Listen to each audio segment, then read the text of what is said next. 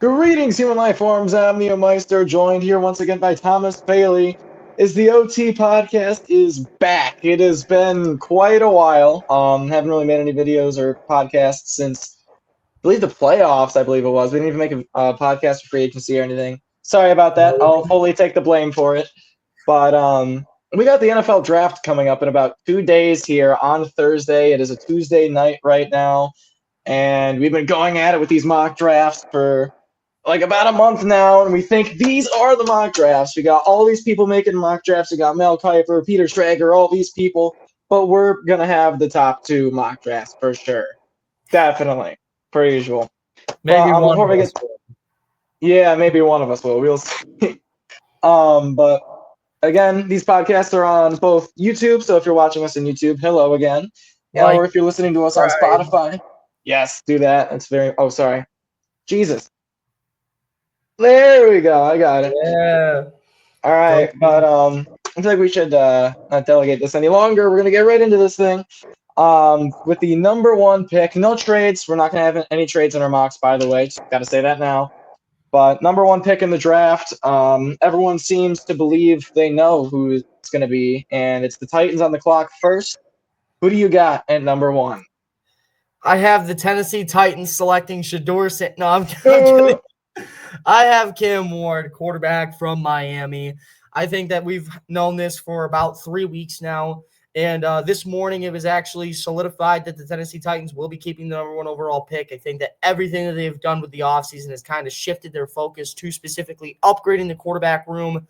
If you take a look at that room right now, it's just Will Levis really behind him. Mason Rudolph leaving the Titans to go back to the Steelers. So because of that, you're going to need another quarterback in that room. Why not go out and get your guy at number one? I made a extensive tier list that Owen obviously knows about all Yeah. the players in the entire draft, every draft eligible player, which is a lot. But I wanted to make sure that I got a lot of things down right. And I think that Cam Ward is the one quarterback in this draft class, no matter what team in this top five that he could go to, I think he would be a very good quarterback for any of them. I don't think it's going to be anything about a schematic fit. I don't think he has to worry about fitting into a specific system or needing to fit into a specific system. I think he can play at a high level. He's a mobile quarterback. He can throw on the run. He can make those plays that you need. And I think he's going to be everything that the Tennessee Titans want and more, replacing Will Levis more than likely, especially as the number one overall pick. So I just think it's a no-brainer at this point. We've heard a lot about it, and they finally make it official on draft night with the first pick with Cam Ward. Yeah, shockingly, I'm gonna have to agree with you here. I'm also gonna go with Cam Ward. I did hear earlier though. I'm gonna mention Peter Schrager again here today for the second time, but he was alluding back to the 2018 draft, I believe it was, when he really thought that Sam Darnold was going to be the number one overall pick, and then it ended up turning into Baker Mayfield, and it was like this whole like crazy thing. At least for in his eyes, anyway, it was. But I don't know. He's just bringing that up for this draft because everyone believes it's going to be Cam Ward, but who knows? It could be Shador Sanders. Ooh, but everyone's going to Cam Ward. I'm going to Cam Ward as well. One thing I will say though, just with like drafting a quarterback, obviously they do need a quarterback, but I kind of lean towards more like for quarterbacks, giving them 3 seasons to really develop. And Will Levis only had 2, so we didn't really get that full 3 years. But it's like the gamble, and if he's even going to improve going into the year 3. But I feel like Cam Ward is definitely the safer option. It's the cheaper option, and it's the one that the Titans will more than likely do come Thursday night. As we move along to pick number 2 in the draft, and this is probably already where it's going to get a little bit interesting. We got the Cleveland Browns selecting at number 2. Who do you got? I mean, you can't go wrong with Travis Hunter here. That's who I have personally. I know a lot of people might say quarterback, and I understand you mentioned Peter Schrager with that draft. I think that draft is very different for one reason. He had 4 quarterbacks that a lot of people were talking about potentially going first overall in that draft class, those being Josh Allen, Josh Rosen, Baker Mayfield, and Sam Darnold. You really didn't know. It was just whichever quarterback they liked more. There is a clear-cut better option in this draft than Cam Ward over Shador Sanders. I think he'll fall a bit in this draft class, spoiler alert. However, right now, for me specifically, I think Travis Hunter fits this pick perfectly. GM Andrew Berry said that he is more than comfortable playing Travis Hunter at both positions, wide receiver and corner, which is exactly what he said he wanted going into this year's draft. On top of that, pair him with Jerry Jeudy on offense, and you got a 1-2 duo that's pretty damn good. And then on defense, you pair him with Denzel Ward as cornerback too, which a lot of people are saying out of these two positions, he's better at wide receiver than corner. You pair him with one of, in my opinion, the top 10 cornerback in the league in Denzel Ward when healthy, and realistically, you let him run at that cornerback 2 spot and pretty much just let the benefits reap themselves. A cornerback trio of him, Greg Newsome, and Denzel Ward is going to be one of the best in the entire league. And honestly, I don't think you could go wrong with Abdul Carter here too. I think he'd be another good player. The Browns are not going to have a functional quarterback. They might as well make it to where the other team doesn't have a functional quarterback either by drafting Abdul Carter or Travis Hunter, depending on what they like more. But from everything that I've seen, I think Travis Hunter will be the pick at number 2, and the Cleveland Browns are going to be a very happy team for the first time in who knows how long. I'm going to have to agree with you once more. I'm also going to go with Travis Hunter. There's a lot of talk between 2 and 3, whether it's going to be Travis Hunter, Abdul Carter, and which spots. But for the Browns, I feel like if you're in their shoes, Travis Hunter is essentially a 2-for-1 deal right now because he could play both positions. He could play both positions very well, receiver and corner. They can use him as a starter in both spots, so why not go with Travis Hunter? Generational talent, I'd say truly, because we rarely ever see a player play 2 positions. I literally when I do my predictions on all these players and things like that, I always make sure I put a player comparison. He was the only person I couldn't do because nobody's ever played both sides of the ball in the NFL, and if he's going to be the first, then clearly there's no one to put him in that conversation with. So generational talent fits this kid. He's number 2 because a quarterback-needy team was at number 1. I think overall talent-wise in 10 years, it'll probably be Hunter or Carter as the number 1 overall talent of this draft class. I just think that the Browns are going to win either way. Yeah, so both got Travis Hunter at number 2. Number 3, I can almost guarantee we are going to differ at number 3, and it is with the New York Giants. Selecting at number 3, who do you got going to the Giants? See, I'm terrified you have Shedeur Sanders here. However, for me specifically here at number 3, the New York Giants, I think personally, if we're looking at real life, I think they're probably going to trade back here. I think they really like the offensive line class. I think that's what they're going to go with is an offensive lineman more than likely. However, we made no trades. We agreed to it. I think that they're going to take Abdul Carter here at number 3. If you look at something that the Giants did last offseason, they lost Saquon Barkley, and they watched him win a Super Bowl with the Eagles. They're going to try to take a playbook from that Eagles team that just won the Super Bowl. How did they win? Pass rush, pass rush, pass rush. In today's NFL, you can never have enough of it. You are looking dead in the face at potentially a number 1 overall pick in other draft classes. Just 2 teams that really – Travis Hunter was a coin flip. You could have went either one at 2. And if it wasn't for the Titans needing quarterbacks so desperately, they could have even went Abdul Carter at number 1. We were talking about it for a long time. So getting him here at number 3 is a value pick and a half for the New York Giants. Pair him with Brian Burns, Dexter Lawrence, and Kayvon Thibodeau, and we're talking about a top 5 pass rush in the league right now. And yeah, I know saying top 5 with something that doesn't relate to interceptions in the Giants is very interesting to say, but realistically, though, I do think that this makes the Giants a very competitive team next year, especially on the defensive line, and a very similar thing to the Browns here. You might not have that quarterback of the future. You might not know what's happening at the quarterback position, but you can at least make sure that the other team's quarterback is also not going to play as well because you're drafting this kind of a guy.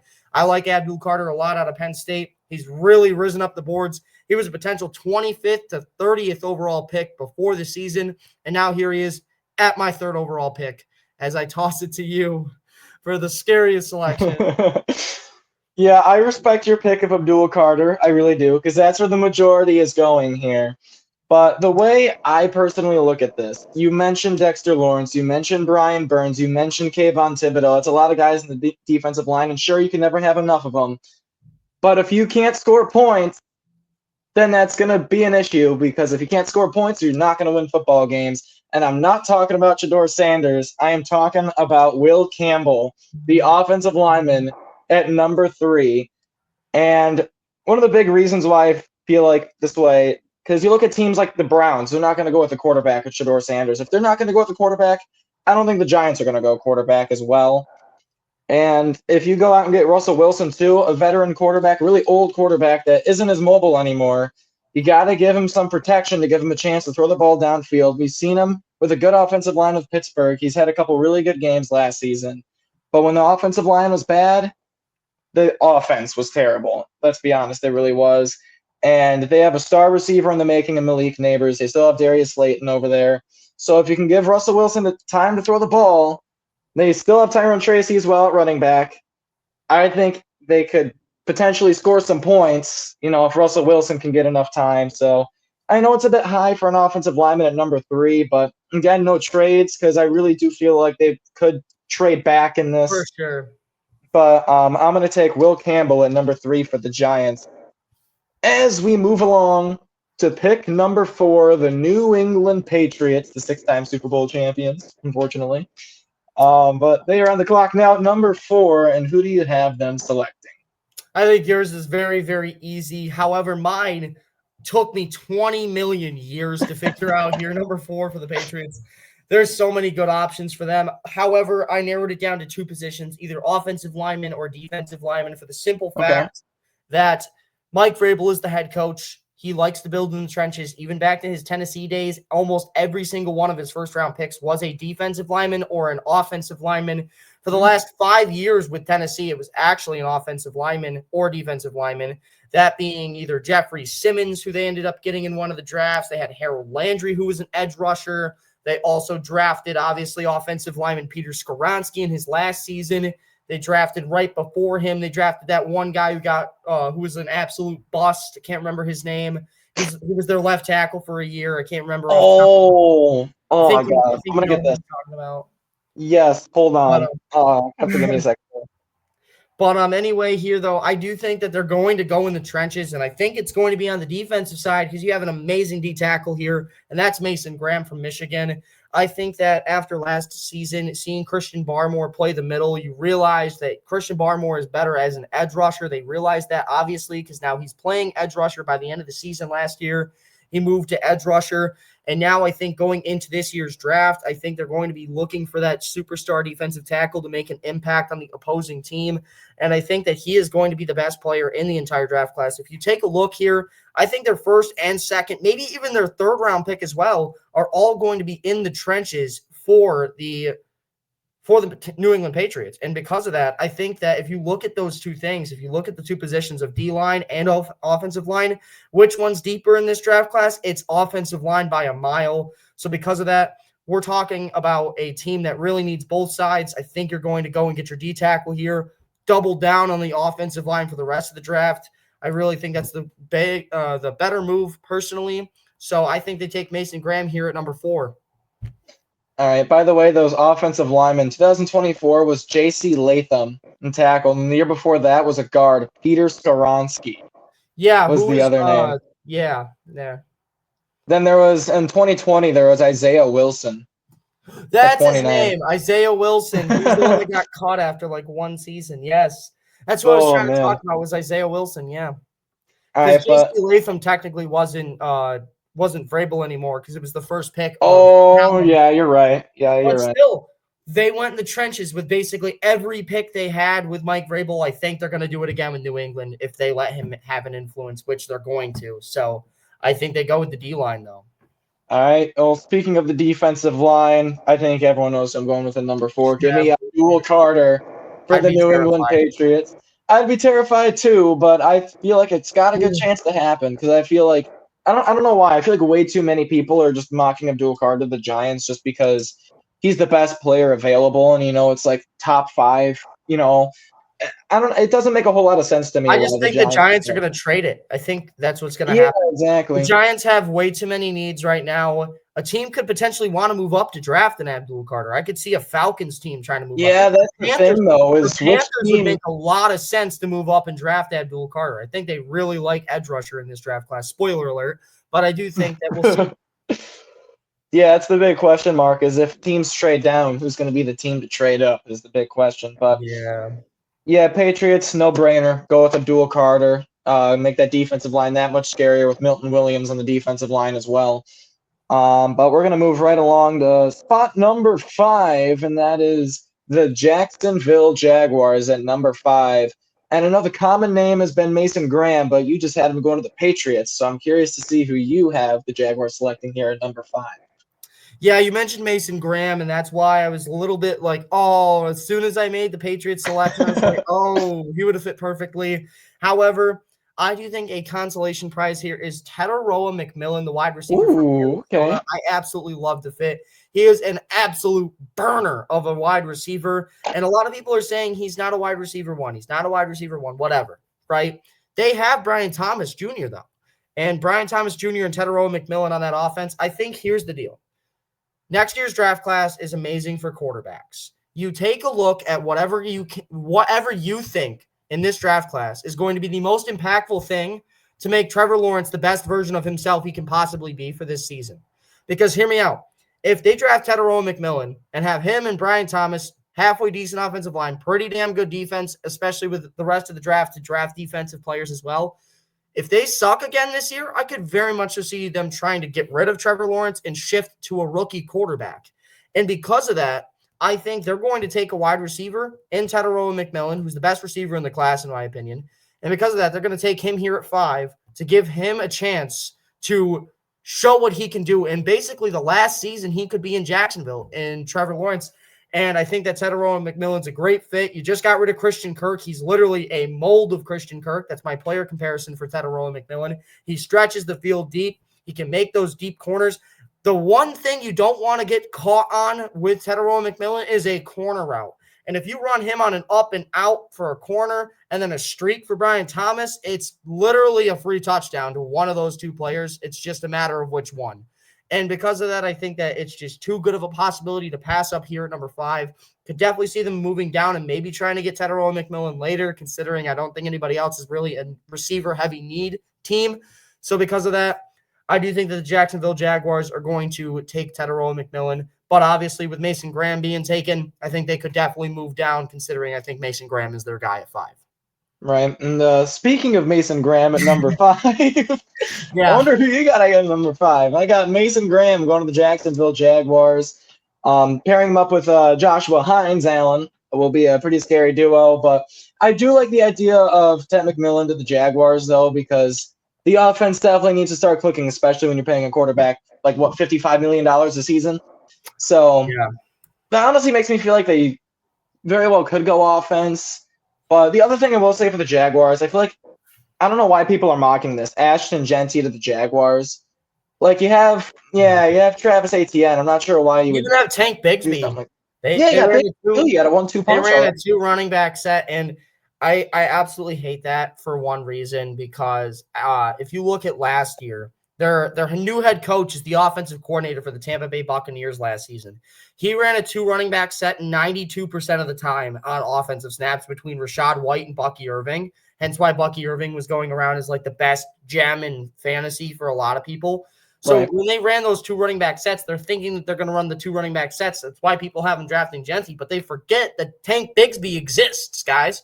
Tank Bigsby is basically going to be the equivalent of Bucky Irving in this offense. And then Rachaad White's replacement is Travis Etienne. Sorry, Trevor Etienne's another running back from this draft class out of Georgia. But anyway, I do think that it makes a lot of sense to go with a running back. Just like they have the running backs already. And especially at 5, they have way too many other needs to go running back. Yeah. It's like, this is going to be an odd comparison, but I feel like it's like the comparison of like going to a store and saying like a really nice Bills jersey, but it's the exact like, it's like almost like a mirror image, like the jersey you already have. But like, oh, but this one's newer, you know? Yeah. It's or like a nice little shiny thing. Every year. Exactly, but it just lets you down. Yeah. But anyways, we're going to move along to pick number 6, and that belongs to the Las Vegas Raiders, a team that, speaking of which, Ashton Genty seems to be the favorite to go to the Las Vegas Raiders right now. But do you have Ashton Genty going to the Raiders is the big question. Ashton Genty doesn't make it out of the top 10. It's either here or it's Chicago. I think he goes here, though. I think Ashton Genty's a damn good running back, and I think that a lot of people have kind of devalued the running back position. But if you look at last season, and if you look at this team, what does everybody say? The NFL is a copycat league. How did the Eagles win the Super Bowl last year? Pass rush. That's why the Giants are going to go pass rush, in my opinion. How do the Eagles win the Super Bowl last year, specifically with the offense? Running the damn ball because of Saquon freaking Barkley. Travis Etienne, obviously, is not the greatest running back for the Jaguars. And you could take Ashton Genty there, too. I see that for some people, but still. Ashton Genty is going to go in the top 10 for the simple fact he is an amazing running back. And I think that the Raiders, last year they had Alexander Madison and Zamir White as their two running backs. That is the worst running back room I've seen since Rico Dowdle, before Rico Dowdle emerged. And because of those things, I just think that the Raiders are going to go with Ashton Genty. I mean, their GM has been very vocal about being willing to take a running back this high. He's been very vocal about liking Ashton Genty. His son loves Ashton Genty. Everything is aligning perfectly for them to go out and get Ashton Genty. And because of that, the NFL is a copycat league. How did they win the Super Bowl last year with the Eagles? They ran the ball with one of the best running backs in the game. You go and try to get yours right here with Ashton Genty. And I think it makes a lot of sense. Yeah, I'm going to have to go with Ashton Genty as well here, number 6. And for their offense, too, they got Geno Smith now at quarterback. Yeah, got Pete Carroll. Geno Smith is an older quarterback. Pete Carroll, obviously a really old head coach. They're trying to win football games now, and the running game element is certainly, at least looking on paper, is certainly missing. I believe Alexander Madison and Raheem Mostert are their top 2 running backs on their roster right now, so they definitely need a running back. And I feel like Ashton Genty right here, that's a gift for the Raiders. A team that really needs a running back. You don't see running backs this good coming out of college before.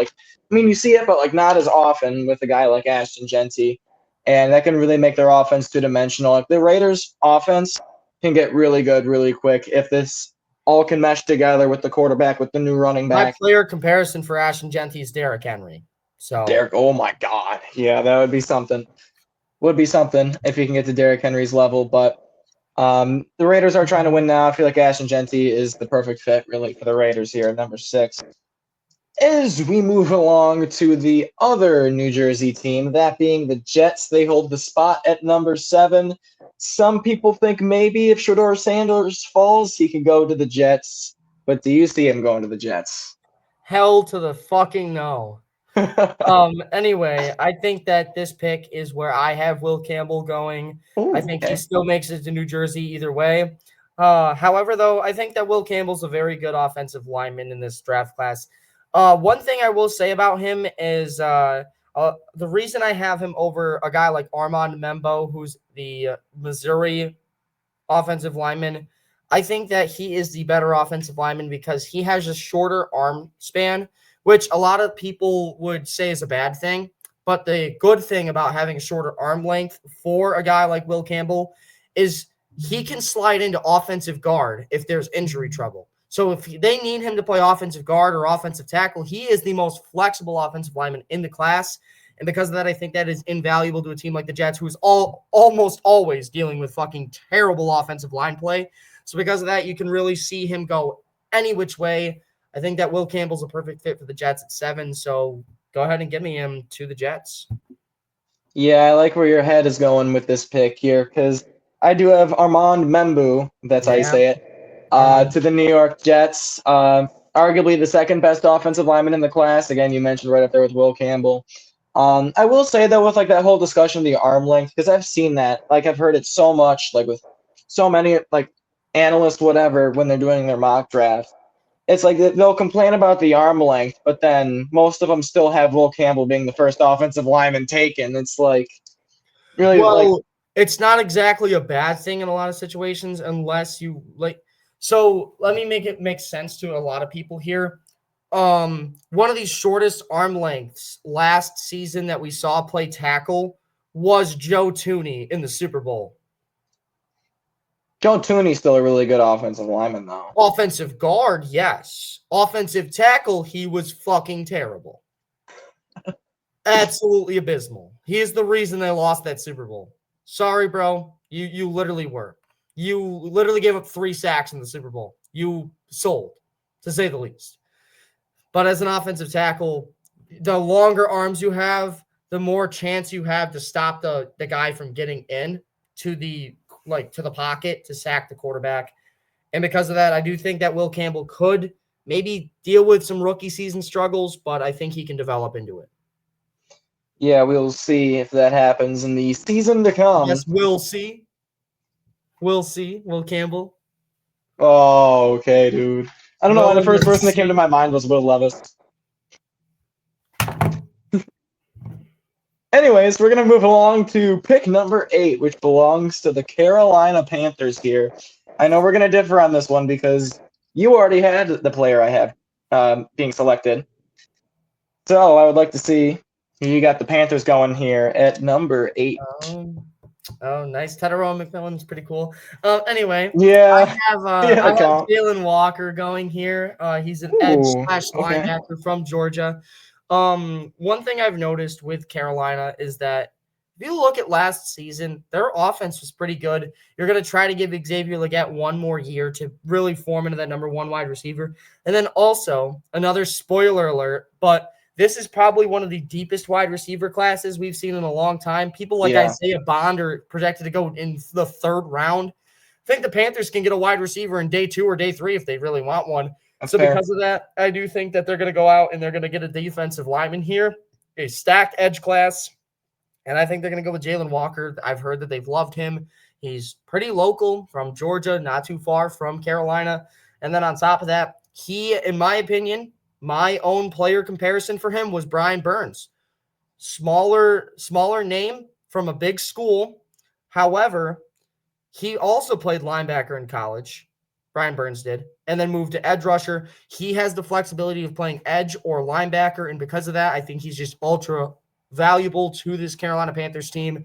He can be the replacement to the Brian Burns saga, which they obviously lost in a fleecing for only like a 2nd-round pick. So because of that, I do think that they go out and they get their guy here at number 8. So go ahead and give me Jalen Walker.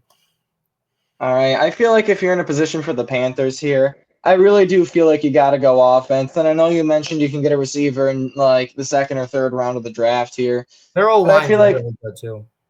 I feel like for the Panthers here, you got to get one of the most talented receivers in this class, and that is Ted McMillan, which you already mentioned. I feel like for Bryce Young and his development and everything, he looked really good at the end of last season, but we know that can change really quickly, and he can easily go back to being how he was in the beginning of last season or the season after that. But if they're going to stick with Bryce Young, they need to give him the weapons to succeed. And Ted McMillan, I believe, is just that. He's 6'4", so he's a really big body receiver, which will help him a lot. Because, like, their biggest receiver was, Adam Thielen, would you say? Was their number 1 receiver? Yeah, but Xavier Legette? Well, Xavier Legette by far. But he's not exactly – he's a deep threat, to say the least. Like, he's not a physical guy. He's not going to jump up and win you a 50-50 ball a lot of the time. He is a burner. He's a fast player, and I think that's basically – a lot of those.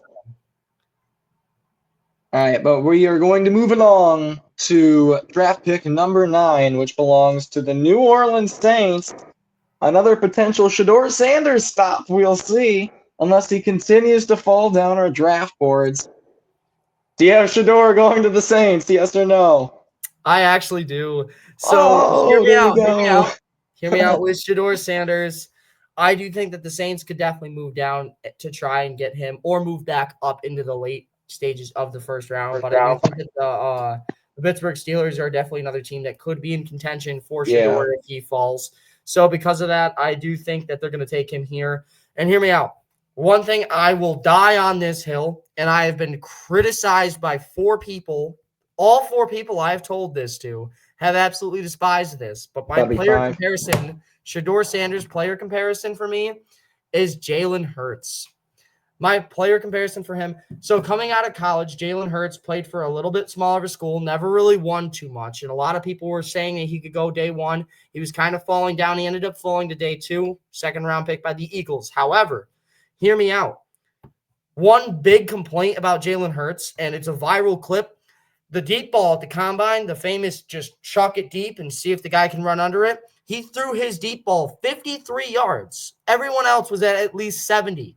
Because of that, he was deemed as one of the worst arm strength quarterbacks in forever. And That's exactly what they're saying about Shedeur Sanders. He doesn't have the arm strength. Short bullet passes, he can do that. But bomb it over the top, he's not going to get you anywhere. And because of that, I think that he fits the scheme that they like. And obviously, who did they just bring in? The Saints. Kellen Moore. Bring in your Jalen Hurts.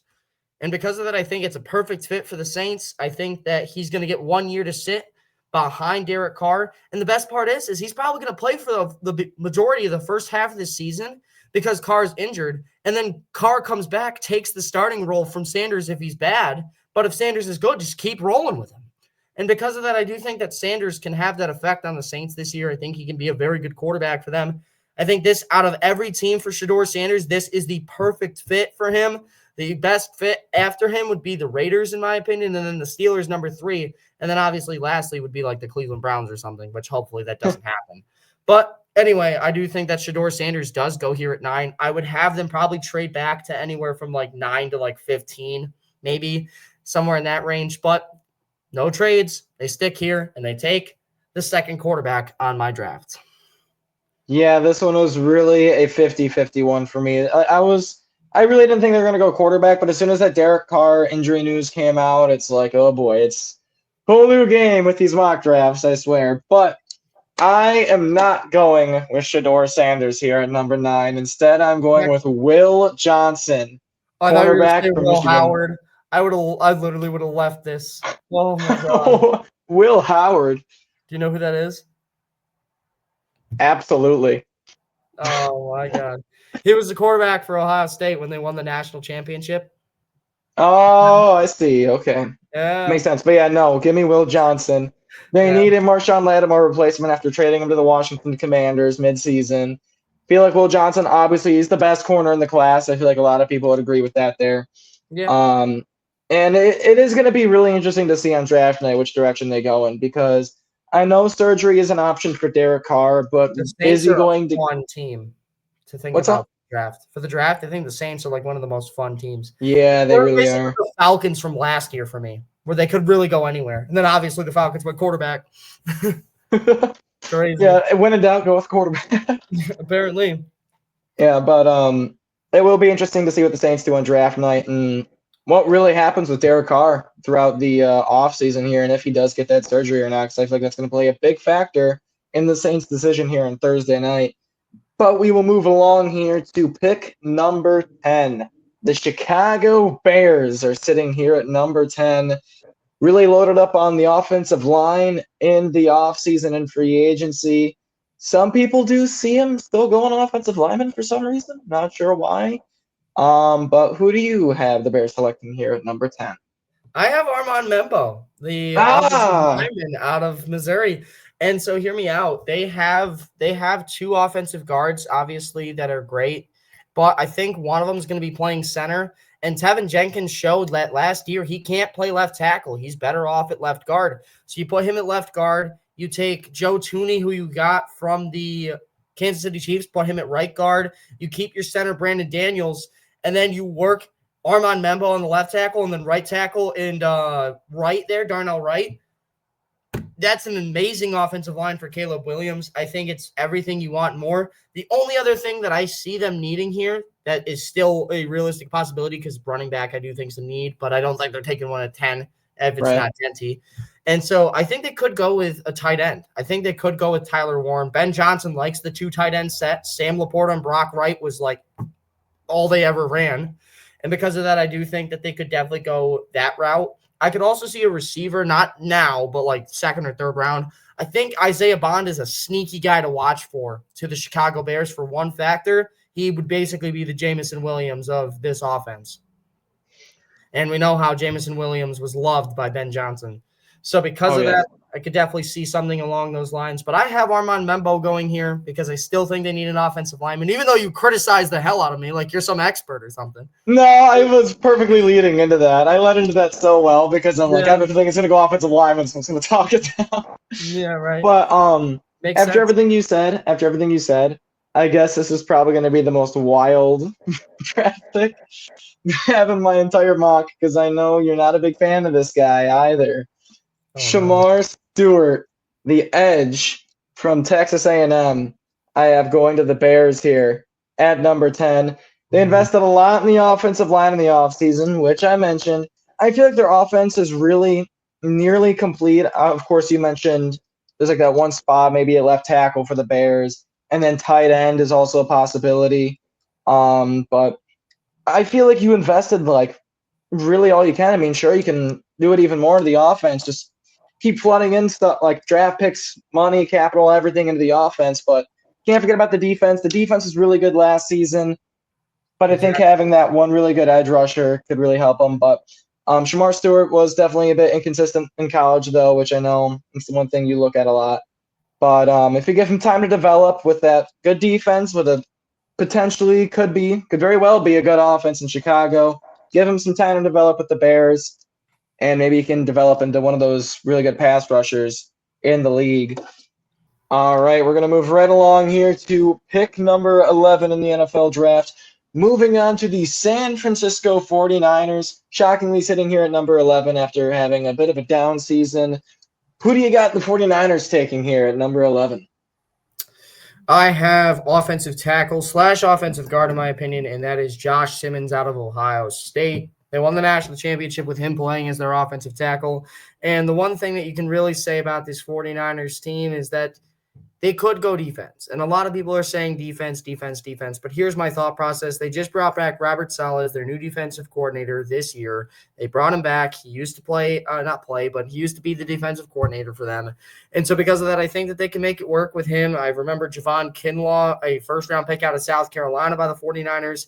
He was pretty bad for them, but he ended up being very good when they had Robert Saleh. They lose Robert Saleh. He instantly just lacked everywhere. I think that they can really make a lot of things work on that defense with Robert Saleh just being there in the building. And because of that, I think that his system is going to make it easier for defense. I think they're going to lean offense in this draft. And where do you really need help on? That's the offensive line to me. And because of that, I think that they're going to go with an offensive tackle here. Trent Williams getting up there in age. He's got a massive contract. You might want to get out of it if he plays poorly again. He was just very injury-riddled last season on top of that, so you're going to need depth there. On top of that, if he is a good go, put him at guard. I think he's got shorter arms in the class, just like Will Campbell. You can put him at the offensive guard position, and he will flourish. I think that he's a lot like Peter Skoronski for me. That's who I ended up giving him the grade as, right tackle in college at Northwestern, moved in to play guard. I think that he makes a lot of sense there, and realistically for the 49ers, who really need everything at this point, why not check off a box here on the offensive line that kind of checks two boxes in one? Yeah, I like it. I feel like there's a lot of ways the 49ers can really go in this first round. And, a lot of people are pointing towards the defense. And I know they did bring Robert Saleh back, so that's going to be why I go defense here. I'm going to go with maybe a bit of a surprise here. I'm going to go Jalen Walker, linebacker from Georgia here, Not a and shock. number 11. Lost Dre Greenlaw. Yeah, I know. I know they still got Fred Warner at linebacker, but getting that other linebacker there, because you got to cover both sides. So I think Jalen Walker falling here, if he goes all the way down to 11, I think it's a great fit for him here. He can really hit the ground running too, considering Robert Saleh again is the defensive coordinator there again. So I think it'd be a really good fit. We'll see if it happens come draft night, but one of the top linebackers in the class going to San Francisco. As we move right along here to number 12, one of the 49ers' longtime rivals, the Dallas Cowboys, sitting at number 12 in the draft.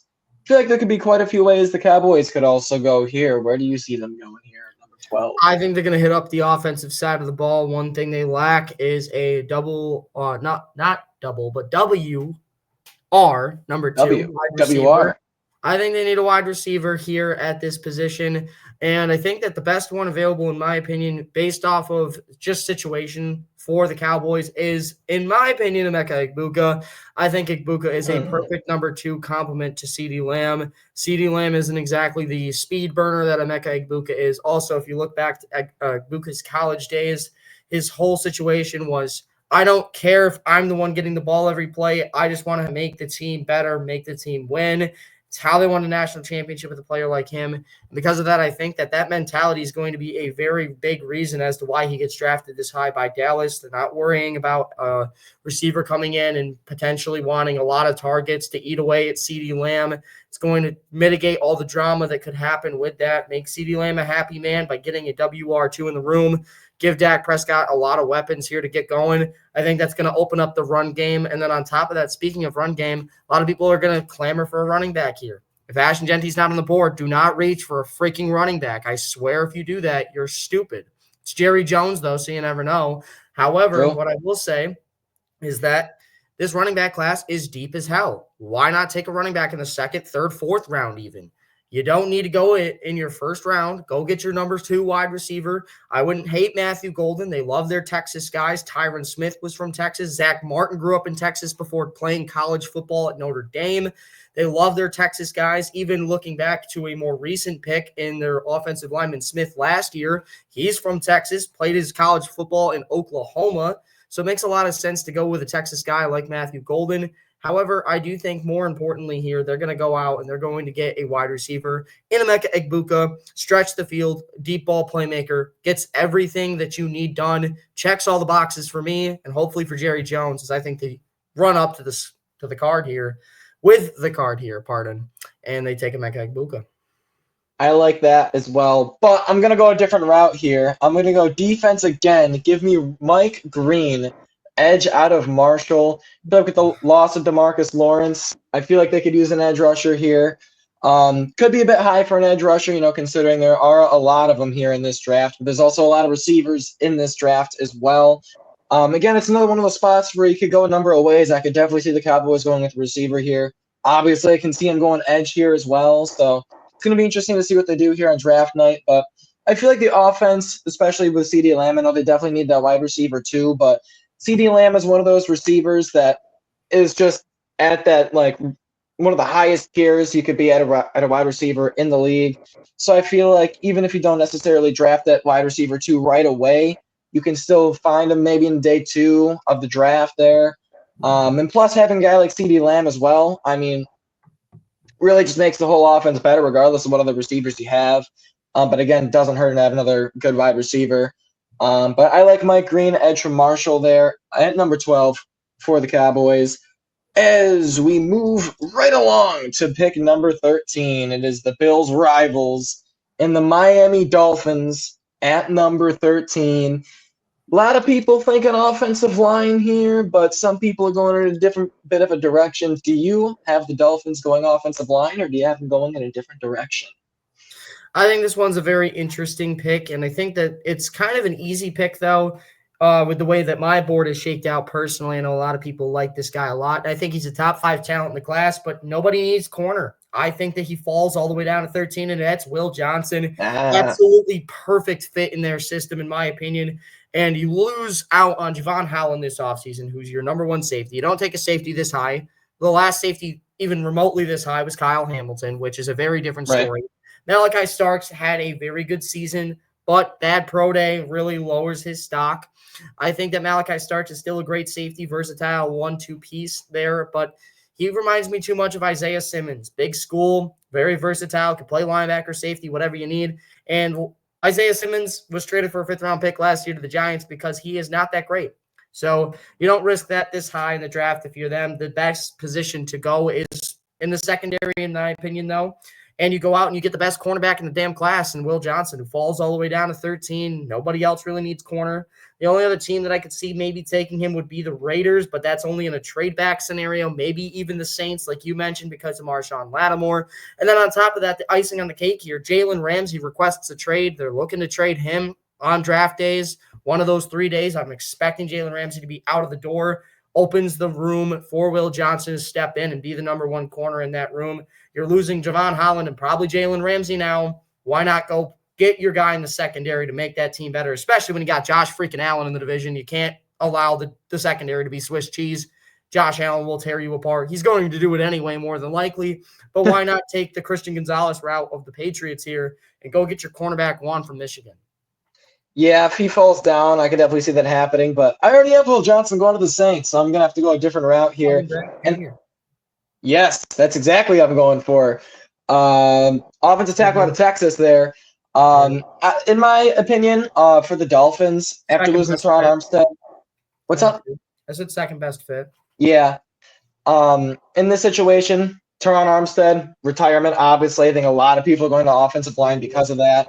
But if you're the Dolphins, you got Tua Tagovailoa, not a really mobile quarterback, and I think we all know his injury history as well. So if Will Johnson isn't there, I feel like you have to go offensive line, whether it's Calvin Banks or it's somebody else. You got to go offensive line here. You got to make sure Tua has time to throw because if he doesn't have time to throw, they're not going to be able to score a lot of points. And they did struggle a little bit to score points last season. So they're going to want to at least give Tua some time to throw here because if they can't, it's going to be a long season here for the Dolphins. So give me Calvin Banks here at number 13 for the Dolphins. As we move along to pick number 14 in the draft, which belongs to the Indianapolis Colts here at number 14. A lot of people feel like this could be an easy pick here for the Colts, but is it really that easy? I'm telling you, the time that it takes me to say Indianapolis Colts, the pick better be in. If this is how the draft board falls, Tyler Warren, the best tight end we've seen in a hell of a long time, better Yeah, than Kyle Pitts, in my opinion, coming out of college. I think Tyler Warren is a Swiss Army knife. He can do everything for you. He can block, he can pass, he can run the ball. He is basically your version of Taysom Hill. And a Shane Steichen offense, I think that is terrifying to say the least. And then on top of that, I think the one thing that you really have to take away here is that he's a tight end. The last tight end that these guys had that was actually halfway decent was back in like the early 2010s when they had Reggie Wayne, amazing tight end. I loved him. However, it's been a while since they've had a good number one. And if you look at their system last year, they used the two tight ends on their roster, Mo Alley Cox and Kylan Granson, more than any other team in the entire league used tight ends. They run a two tight end set, and those are the tight ends you have. Mo Alley Cox had 8 touchdowns last season, a career high for Mo Alley Cox. Imagine the kind of production that you can get from Tyler Warren in this offense if Mo Alley Cox is getting 8 touchdowns. I just think that's a phenomenal pick there. If this is how it works, I think that they're going to walk up and they're going to take the easiest pick of the draft, Tyler Warren out of Penn State. If it's not him, I could definitely see the other tight end, Colston Loveland. If Tyler Warren gets snagged by someone else, they can make a lot of sense. I could also see the Saints maybe being a team to go after Tyler Warren, maybe the Bears even. I think yeah, there's a the lot Bears. of different places where I could see Tyler Warren falling here. But in my situation, he's right here in front of the Colts' face. You go and take the obvious pick. Go and get your offensive tackle / tight end. In my opinion, one of the best guys in the league already when he steps onto that field. So go ahead and give me Tyler Warren to the Indianapolis Colts. I almost said Tennessee Titans. Ooh. What the heck? But Yeah. yeah, I'm gonna have to agree with that. And it seems like everyone seems to be going that way, either Colston Loveland or Tyler Warren. But only people that Warren's really so going much to better. yeah, only reason why people would have Loveland going to the Colts is if Warren goes before the Colts can draft. But obviously, it's one of their biggest needs for the Colts here is tight end. And like you mentioned, the two tight end set with Mo Alley Cox and Tyler Warren. They did re-sign Mo Alley Cox, so he is still on the team. If you can get those two tight ends together, that is going to be really interesting. It's going to help Anthony Richardson a lot, I'll tell you that. And it's going to help out the run game with Jonathan Taylor as well. And this is a big season for the Colts because of Anthony Richardson going into year 3 now. They're giving him the reins here for one more season. So we'll see if it Daniel works out or Jones. not. Oh, yeah, conspiracy. But really, Anthony Richardson is all the traits you'd want in the quarterback. Like the talent is there. If they can get the pieces around him to succeed, Tyler Warren will definitely help with that. That'll be a really good step for the Colts. If it all works out, we'll see if it works out. The But Colts I are a gotta. team I could see trading for Jalen Ramsey. Ooh, interesting. I guess we'll see what happens with that. But flipping over to my second page of notes here for the draft, we're going to move on to pick number 15, which belongs to the Atlanta Falcons, unless they trade up on draft night, but we'll see. But right now they're sitting at number 15. Who do you got the Falcons selecting here at number 15? I think they need pass rush here at this pick. I think there's a lot of different guys you can go with, but one guy that I have heard that Terry Fontenot has fallen in love with is James Pierce Jr., the edge rusher from Tennessee. I think that one thing about this kid that everybody talks about is that he can't really stop the run. And I understand that he can't stop the run. That's fine. But he had 15 and a half sacks last season, 13.5 the year prior. That is a sack specialist. And you know what that means? That is a slam dunk of a fit for a team like the Falcons right now, who absolutely have zero pass rush. They don't care if you can stop the run. They want you to be able to sack the opposing team's quarterback. And in a division where you have Baker Mayfield on that opposite side, maybe Shedeur Sanders, who I have getting drafted here, you need to have a good pass rush. And on top of that, you're playing an NFC where you really need it, especially when you're playing against teams like the Lions, who have one of the best offensive lines in the league. You're going to have to go out there and get your edge rusher. I think they're going to fall in love with this kid. Close local guy from Tennessee, from Georgia, but played college football at Tennessee. I just think it's a perfect fit for them. I think that this is almost like the Michael Penix thing last year, where they fall in love with the prospect and they go and they get their guy. They're not going to have to move up in this draft to go get him, in my opinion. Maybe even move back, I could see. But right here, they stick and they pick at 15 for me. Go and get their edge rusher, their pass rush specialist, to really fill out the biggest need on the team. Yeah, I feel like we're on a bit of a similar track here. Not the same track. Do you have the other Georgia edge rusher? I do not. I have a defensive tackle instead, and his name is Derek Harmon from Oregon. Ooh.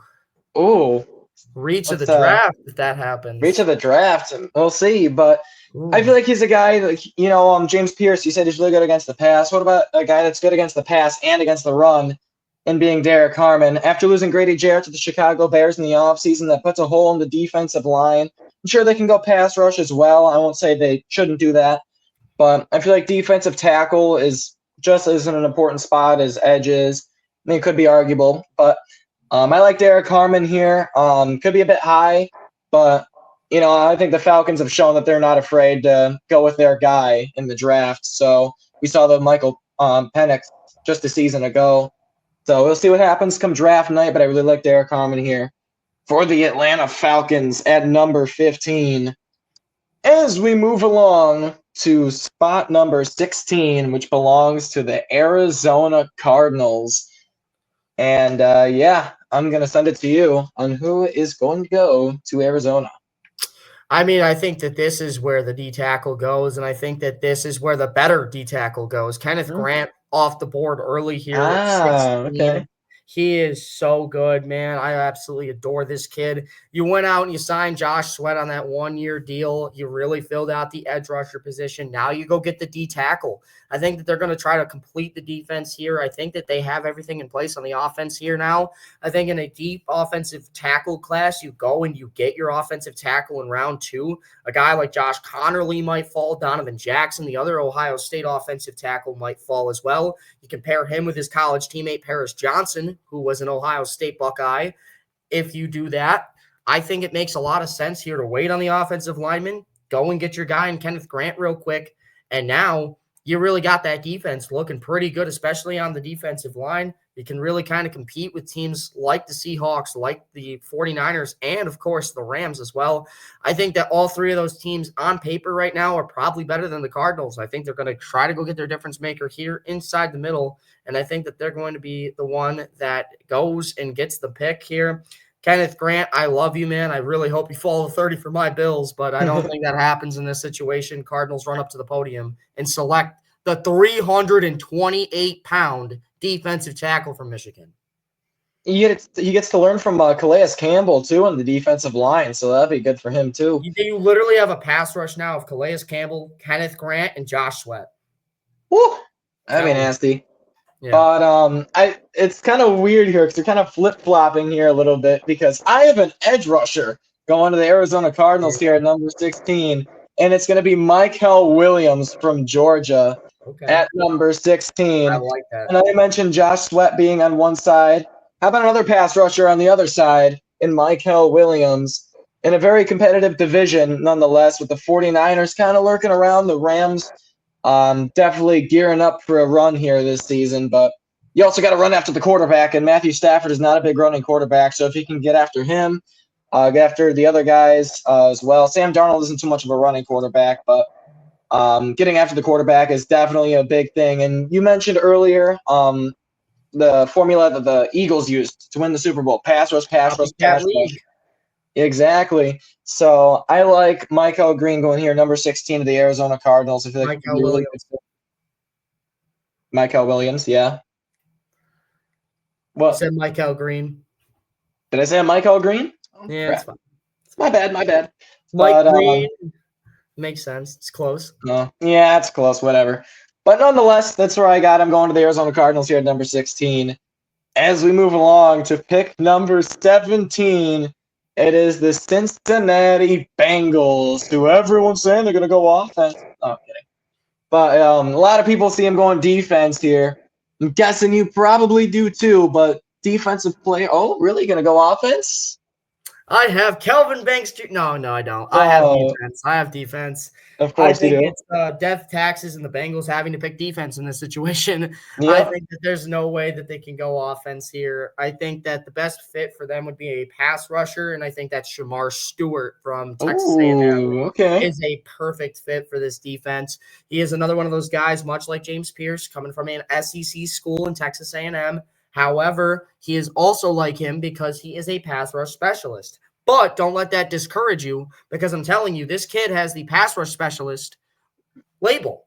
But this kid is a lot like Epinesa and Rousseau in my own personal experience, where he has the arm strength, like the arm length, to go out and block screens. He can make an impact in the run game by reaching and pulling down the offensive lineman or down the running back, wide receiver, whatever it is. This guy can really make plays. There's a play from his junior season in college last year where he caught a wide receiver with the last name Foxtail from Tennessee from behind on a surefire touchdown if he doesn't make the play. This guy is like probably almost 60 pounds heavier than this dude, and he caught up to him within seconds. And because of that, Shamar Stewart, that absolute fight, that absolute dog in him, I think that he's going to make a play on this Bengals defense that's going to get them past a team like the Chiefs or past a team like the Bills or the Ravens even, who have those dual threat quarterbacks that can really escape the pressure. You really need to hone in on those guys if you want to compete for the AFC Championship. And because of that, I think they go ahead and take a defensive player, a much-needed defensive upgrade in Shamar Stewart. That'd be a very interesting pick if they did go that route, because that'd almost make it feel like Trey Hendrickson is definitely leaving Cincinnati if that's I don't the think case. so. I don't think so. They No? lost Sam Hubbard this offseason. They have an They opening did. on the other side. They did. That is I true. think they could go D-tackle. My original pick would have been Kenneth Grant, but he's off the board. That's true. But for me, I'm not going to go with the defensive line, but I am going to go defense here. And it's going to be one of the best safeties going off the board here, Malachi Starks. I got going to Cincinnati here. If they keep Trey Hendrickson and he stays for the season, I feel like their pass rush will be all right. They could definitely, again, they can use another one with the loss of Sam Hubbard. But this is a guy that can cover a lot of space in the secondary, and the Bengals defense last season could not cover a lot of space in the secondary. And with Malachi Starks as well, the nickel spot is a very important spot. He can play that position as well, so he's a very versatile kind of player in that defense, and he can really be that kind of the startup to what could really be like the new Cincinnati Bengals defense in the future. He could really be that core guy in the defense. Again, if he can transition to the NFL level, which I'm sure he definitely is capable of. But best safety in the draft, coming off the board here at number 17 to the Cincinnati Bengals, in my opinion. As we move right along here to the Seattle Seahawks, who select here at number 18, just over halfway through the draft here. And another interesting team where I feel like they could go a number of routes here. Where do you see them going here at pick number 18? So the Seahawks are a lot like the Raiders for me, where there's two big things about these teams, and that's that if they fall in love with the player, they fall in love with the player. And then the second thing is they're not afraid to take someone wherever. And because of that, I think that they're going to take Tyler Booker, an offensive guard, off the board here from Alabama. He can play guard, he can play center, whichever one you need. But in my opinion, it would be absolutely criminal to not go offensive line in some capacity at this situation. I think that they need the interior a little bit more than the outside, considering they did get Charles Cross 2 years ago from Mississippi State, 9th overall. So because of that, I do think that they're going to go with the interior offensive line. Could definitely see a trade back scenario if somebody wants to move up, but realistically, who's somebody going to trade up for? Colston Loveland, Jahad Campbell, Matthew Golden. Just doesn't make sense. So because of that, I don't think anybody's going to trade up. But I do think that they're going to get their guy. They're one of those teams that likes to just stick and pick their guy no matter who it is.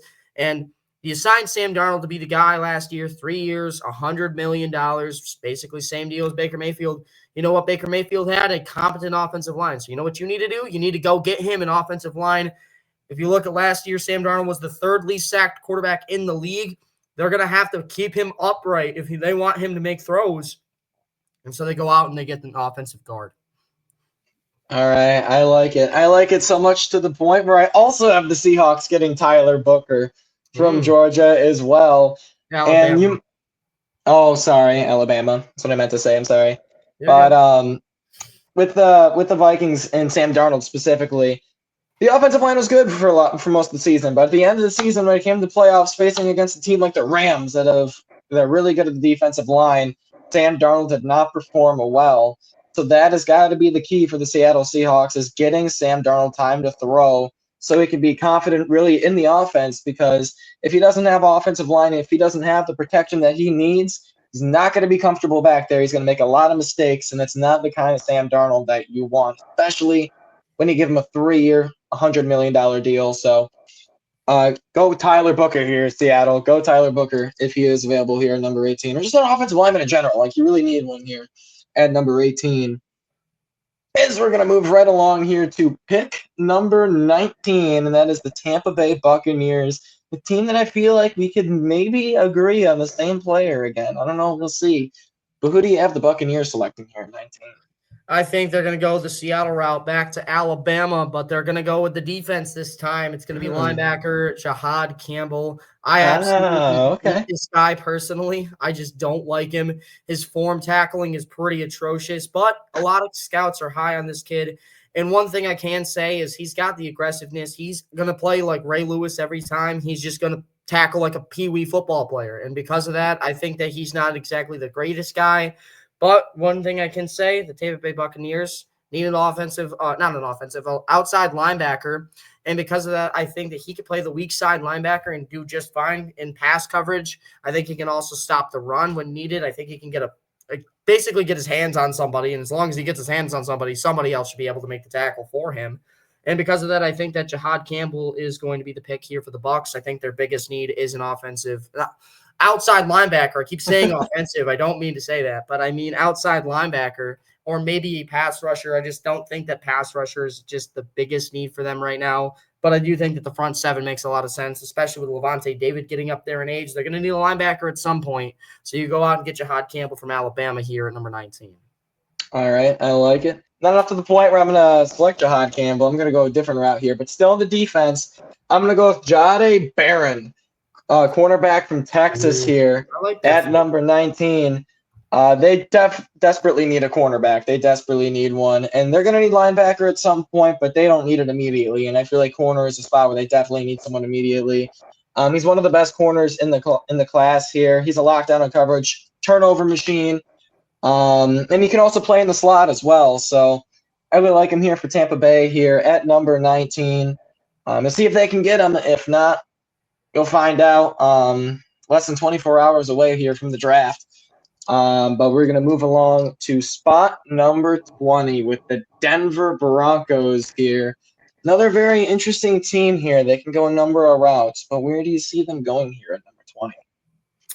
I think that this board falls into an interesting spot for them. I think there's 2 or maybe even 3 guys you can look at here if you really want to reach for a running back. Marion Hampton's on the board. You have Travion Henderson, who could be a good fit.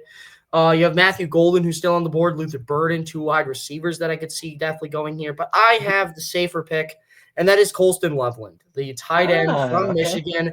I do think they need a tight end a little bit, and there's a lot of people saying, well, they signed Evan Ingram. If you look at the overall trajectory right now, Sean Payton, back to his New Orleans Saints days, ran a 2 tight end set, was one of the highest tight end sets in the entire league. Always in the top 10 percentile of using the tight ends on the field.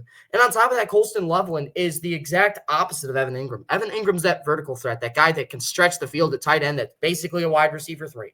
However, Colston Loveland is that guy that's going to absolutely bulldoze the linebacker and then get upfield and make another block for another touchdown saving touch. Like, he's just insane. And he can block, and yes, he can be that guy that goes out and catches the ball. But in the kind of Sean Payton systems that we see, a guy like Jawan Johnson, back to his last year in New Orleans, Jawan Johnson paired with Jimmy Graham. Jimmy Graham's the guy that's that vertical threat like Evan Ingram is. And then you got Jawan Johnson, who's that guy that just goes and absolutely bullies the safety, bullies the linebacker. And because of that, it's something that he likes schematically. It makes a lot of sense to me. You can put Evan Ingram as that wide receiver 3, and then you can use Colston Loveland in the 1 tight end packages. I think it's a match made in heaven. I think that Sean Payton really wants a tight end in this draft class. If it's Tyler Warren, I'd be absolutely amazed with that, considering he's basically a Taysom Hill, and giving Sean Payton Taysom Hill again would be insane, especially now with Bo Nix and a young upstart team. However, I do think that this is a very good fit, and I like it a lot. So go ahead and give me Colston Loveland from Michigan here. All right. You already mentioned the player that I have going here to Denver, and I believe you already know who it is too, but I'm going to go with Marion Hampton from North Carolina here. I know, again, deep at running back. That's what everyone's saying here, but again, the Eagles show that having a good two-dimensional offense, having a good running back can get you a long way. And the Denver Broncos certainly do need a running back here, and they definitely need that two-dimensional offense to really get the offense to the next level here. Bo Nix really impressed in his first year. But again, having that good running back right behind you is very, very useful. And if they like Amarian Hampton enough, they are going to draft him here in the first round. So we'll see if it happens or not, but definitely one of the top linebackers in the class. If it wasn't for Ashton Genty, he certainly would be. Running backs. He said linebackers. Oh, did I? My bad. Been going on for over an hour, man. It's a long pod. But we're going to move on here to number 21 here, where the Pittsburgh Steelers are sitting. And do they go quarterback? Oh, do they go Jalen Miller? I'm going to say this real quick. Someone at work told me that Jalen Milroe is going to go to the Pittsburgh Steelers at number 21. I don't know if I see that happening, but what do you see happening with the Steelers? I do think they take a quarterback. I think they take a shot in the dart, not dark, but they go out and get Jackson Dart here. I absolutely fell in love with this kid when I watched his tape. This kid has the best deep ball I may have ever seen. And one thing that this kid reminds me of is Jaden Daniels. He went to a high up-ranking school in the SEC, LSU for Daniels, obviously Ole Miss for Dart. And because of that, I think that this guy, with his deep ball accuracy, he is probably going to be a top 10 overall talent in this class if he can hit his ceiling. And if you take a look around the league, I think there's 2 teams where this guy would fit perfectly, and that's the Rams and the Steelers. Who do I think more likely for him to go to? The Steelers. Only because the Rams, it would have to be a first-round pick, and I don't think the Rams are going to take that chance. And because of that, I do think that it's got to be Pittsburgh here. I think Pittsburgh is in love with a pocket passing quarterback. They don't really like the quarterbacks that move around too much. Dart can run, but he's not a dual threat guy where he's going to run every play. And because of that, I think that Dart with his deep ball accuracy is everything you want and then some. Chuck up a deep ball to DK Metcalf, throw a 10-yard screen pass over to whoever their running back is going to be, Jalen Warren, I guess. And then you can hit an inside post route to a player like George Pickens. This kid made every single throw at the combine. He was 31 of 31 in all throws. He even asked for a second deep ball because he wanted it, and he knew that he was going to hit it. He hit a 72-yard pass down the sideline on his last play. And because of that, it's just, how do you not love the kid who has the confidence in the world? He knows what he can do. He knows his role. And for a team right now in Pittsburgh who needs a quarterback that fits their mold, this kid is absolutely to a T what Pittsburgh needs. Go out and get your guy. What do you have to lose? Yeah, I'm also going to go quarterback here, but this one's going to be a no-brainer for me because Shedeur Sanders is still available here at number 21. So give me Shedeur Sanders here. And if I'm like in the Steelers organization, I would probably be so annoyed about the Aaron Rodgers situation. Like at this point, I feel like if you're the Steelers, I feel like you're in the mindset of just like, we're going into the season without Aaron Rodgers because he still hasn't made up his mind yet. Retirement is still an option. I feel like they've probably been looking at quarterback for a while now. I feel like at this point, if Rodgers did go to Pittsburgh, let's say on draft day, oh, look at breaking news, Aaron Rodgers going to the Steelers. I feel like they're still going to go quarterback here regardless, just because of really the situation that has been like the past month or so here. So I got Shedeur Sanders falling to the Steelers at number 21, which I feel like for Pittsburgh would certainly be a steal for them. As we move along here to pick number 22, the LA Chargers. Are they going to get a Michigan guy, or are they going to get someone not from Michigan? Is the big question here at number 22. I think there's two great fits for them. Kenneth Grant, Colston Loveland, they're both off my board, Yes, but they are. I kind of dug for a little bit, and I thought about it a lot. And I came to the conclusion that Matthew Golden is the perfect fit here for one Ooh, reason. okay. They need a deep threat wide receiver. They just lost Joshua Palmer in the offseason. They need that guy that can stretch the field. They have their Ladd McConkey. They have their slot guy in Ladd. They need a tight end. There's no tight end. They might need a defensive tackle. Not a D tackle worth taking here. Sorry, Derek Harmon fans. But what I will say is that you got a guy and a wide receiver that could have potentially been the first one off the board to a lot of people in Matthew Golden, who's right here in front of your face. He can stretch the field and do what you want. And what do they work with right now? They run the ball, hit him over the top. And you got one of the best deep ball accurate quarterbacks in the league in Justin Herbert. It's a match made in heaven for a team that just lost their basic deep threat in Josh Palmer. Why not go and fill that position right here, right now? Because the board kind of didn't fall your way. If the board doesn't fall your way, it doesn't fall your way. And for the Chargers, unfortunately, it doesn't. I definitely could see Loveland going here or even Kenneth Grant. I know two Michigan guys, it's cliche, but they're two amazing fits for them. They need a tight end desperately. They're going to go with Will Dissly again. And then on top of that, Kenneth Grant, they need a D tackle. They need an edge rusher maybe too. They lost Joey Bosa. Hint, hint. But I do think that they go with their wide receiver here and get Golden. All right, but fortunately for me, the draft board did fall pretty well for the Chargers, and they're going to be selecting Colston Loveland from Michigan. They need a tight end. There's one right there for you. And obviously, Jim Harbaugh is loving running the football. He's a big running the football guy, ground and pound. They got Najee Harris, and the offensive line is solid, but they do need that tight end desperately. And Colston Loveland is definitely going to be that guy for him. He'll fit right into the offense because, again, Jim Harbaugh, the connection to Michigan right there. So I feel like this is really it's really a perfect match here for the Chargers. If you're a Chargers fan, got to be thrilled about this pick here at number 22. Not much else really needs to be said here. As we move along here to pick number 23, and that is the Green Bay Packers. The team that I kind of also had a little bit of issues here figuring out who is going to go here to the Packers. But who do you have the Packers taking here at 23? So you already picked this player, but I'm going to explain why I don't think your thought process wasn't the greatest. But I have Jahdae Barron going here, cornerback from Texas. And here's my problem. Jahdae Barron is a slot corner. And as much as I love slot corners, you don't see them as a top need in the league. But the reason I have him going here is because he has outside cornerback potential. But the reason why I don't like it for the Tampa Bay Buccaneers specifically is he's going to have to develop at slot corner. And they have Christian Izien, the 6th-round pick out of Pittsburgh 3 years ago. He played great last year. And then they also have Zion McCollum, two guys that can play the slot cornerback position. You don't go and get another slot corner in Jahdae Barron here. If you want a cornerback, go with a Siobhan Revell from East Carolina, or even take a safety in Nick Emanwari. I think that he can transition well. And so those kinds of things, I think, would make a lot of sense here, but not to criticize your pick too much. It's just my own thought process. Mm-hmm. But I think that Jahdae Barron fits a perfect mold for a certain somebody that used to play for the Green Bay Packers, and that's Rasul Douglas. He is a touchdown machine. He had 5 interceptions, 5 touchdowns. All 5 interceptions he had back last season were returned for touchdowns. That's just insane.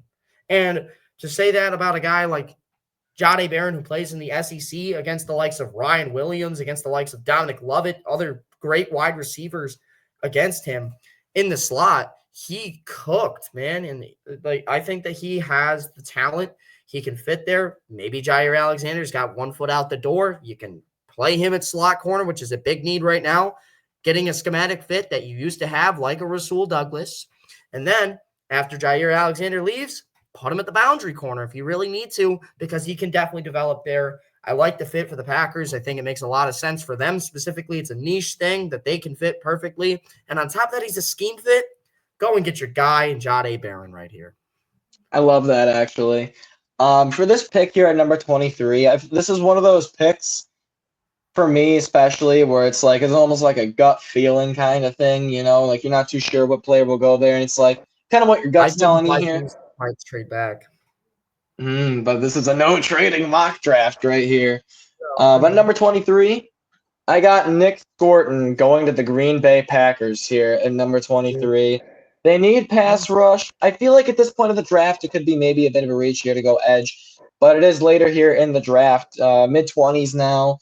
I feel like he's definitely better against the pass here. He's got the dual threat ability against the run as well.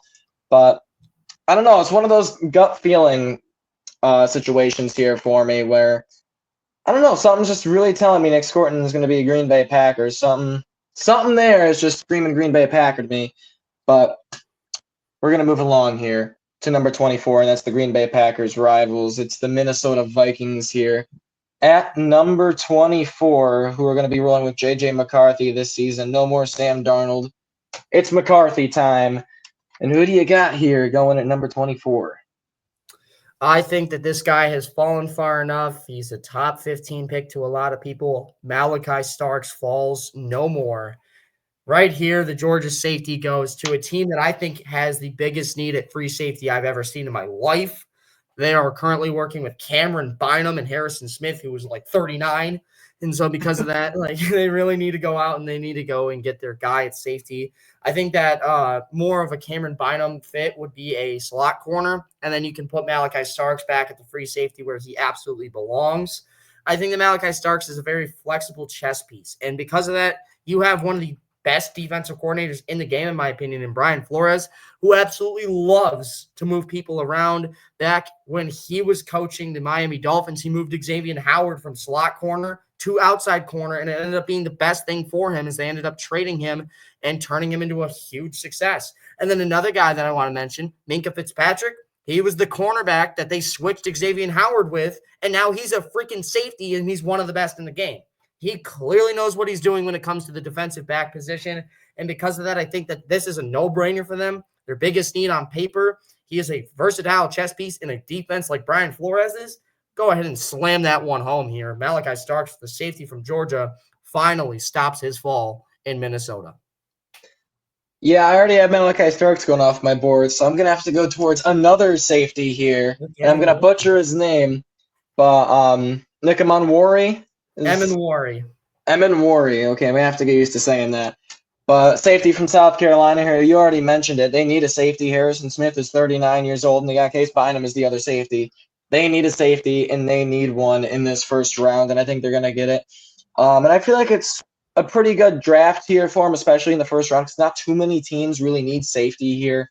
So you're gonna probably more than likely you're gonna have one of these two safeties, either Starks or Amonwari, going to fall here to number 24 to the Vikings. So they go and get their guy here at number 24 and fill a huge hole on their defense at 24. As we move along to spot number 25, which belongs to the Houston Texans at number 25. Another pretty interesting team here, I feel like. And who do you have here? This one's easy for me. This guy is also kind of falling down the board for me, as you also had him going a little bit earlier. They're going to stay in state and go with the Texas offensive tackle, Kelvin Banks. I absolutely love the fit here for him.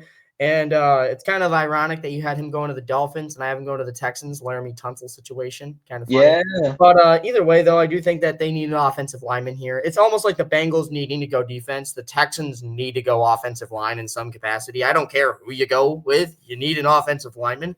And I just think personally out of everybody, the way my board has fallen, that Calvin Banks is the best available offensive lineman. He's an offensive tackle, so he fills the Laramie Tunsil void. On top of that, I think that he's just a really good pass blocker, which is what they're going to be doing a lot of. He's very, very, very good in the screen game as well. Just ask his running back, Jaden Blue, last year from Texas, pardon. I do think that he's a very good offensive tackle. He can get upfield with his big frame, and he can really lay it out. I think there was a clip last year when they played, I want to say it was Texas A&M in their like rivalry week, and Nick Scorton and Shamar Stewart, he blocked both of them at the same time, and they're both first-round graded defensive linemen. That's all you need to know about this kid. He's absolutely amazing. I think that he's fallen a little bit due to other teams needing a little bit more defense to me, but you stop the slide here with a team like the Houston Texans who need offensive line help in the worst way. So go out and get your guy a hometown kid from the state of Texas, played for Texas Longhorns. Go and get your guy. Houston, you get your offensive tackle. All right. I'm also going to go offensive tackle here at number 25, and it's going to be Josh Simmons at number 25. Oh, you had Josh Simmons fall this way. Okay, so we got I had him fall. Yeah, we literally did. But this is a guy that can play both tackle spots. So with a team like the Texans that, has a lot of injuries in the offensive line and doesn't have that great of an offensive line either, having someone that has that versatility is very useful for a team like Houston right now. And I think we saw it a lot throughout last season is that C.J. Stroud didn't have time to throw, and he made a lot of mistakes, and which kind of led into his sophomore slump quite a bit. I love how everyone says sophomore slump. He threw 9 interceptions last year. People need to chill on the hate. They didn't produce as much as they did in this rookie season. Points-wise, yeah, sure, that's fair. But I don't know. I don't think he had a sophomore slump. He definitely turned it up at the end of last season, though. He really did. He did improve at the end of last season. That's true. But yeah, I feel like this is a no-brainer here for the Texans. You mentioned the offensive line was a no-brainer. I feel the same way here at number 25. But we're going to move on to number 26 here. We got the LA Rams as running the back half of the draft here.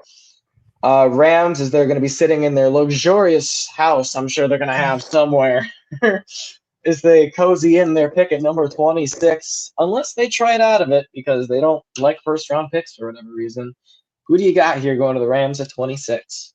I'd almost guarantee you if the board falls like this, they trade out. But also, I will guarantee something here. They're going to try to move up for Jahad Campbell. They need linebackers so badly, and he's the only good one in the class. I really like Jack Kaiser, the linebacker from Fort Wayne, Indiana, played for the Notre Dame Fighting Irish in the national championship. He had 3 tackles for loss. He had a deflection. He was great. He was all over the place, and he should have won player of the game for them if they would have won. However, I don't think you go with him in the first round. He's a 3rd, 4th round guy potentially to a lot of teams, and I understand falling in love with the guy, but first round and for a 3rd, 4th round guy is crazy. So I think they trade out of the pick if it's like this, but I do think that they're going to go right here with Nick Emanwari. The only other thing that I think they really need is a safety. I think that it makes a lot of sense for them here at this spot if they have to stick and pick. But I think that Emanwari is a solid safety. He can really play strong safety very well. I don't think he can play free safety, unfortunately, for the Vikings in a situation like that. But I do think that strong safety is something where he could fit comfortably in and in a pretty decent defense where you don't have to do too much.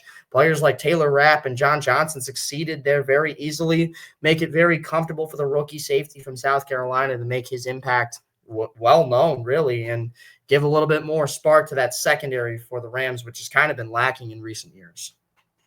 All right, and you already mentioned my player. I'm going to go with John Campbell, going to the Rams here at number 26. I knew it when you said it earlier, man. I knew it was the Rams. I mean, for me, the board fell perfectly. I mean, I feel like my mock is going pretty well for these teams here.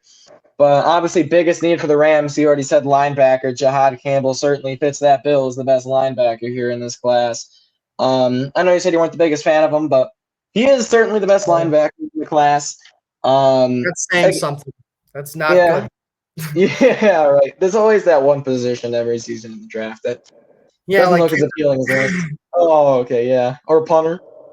Yeah, right. But in a spot like this, they don't need too many. They don't really have that many needs, especially on offense. Terrible draft for fullbacks, man. Just stay away. Oh, okay, dude. But I got the Rams going with Campbell here at number 26. Definitely no-brainer for them if he falls this far. We're going to move on to the Baltimore Ravens here at number 27. And I feel like this is kind of an easy one for me. I don't know about you, but I'd love to know who you got here for the Ravens. Jesus. Well, I know that they're not going to be the same player for the simple fact you already have this guy off your board. But I do think that one thing I can mention here is that they absolutely can develop players. They look at players like Tyler Linderbaum from Iowa, and they developed him very well, second-round center, and now he's the starting center, one of the best centers in the game. I think they go with Mike Green, the edge rusher for Marshall here. I think his his slide here stops because I think that there's a lot of people that are nervous that he is a developmental kid, and I will say that 1,000 times, and you can hate me all you want, folks, but Mike Green is going to take time to develop. And because of that, he has to go to a team that can actually develop him in order to succeed. And I think I'm not looking at it for the player. Obviously, I'm looking at it for the team. But I think this fits for both teams, both parties, I should say.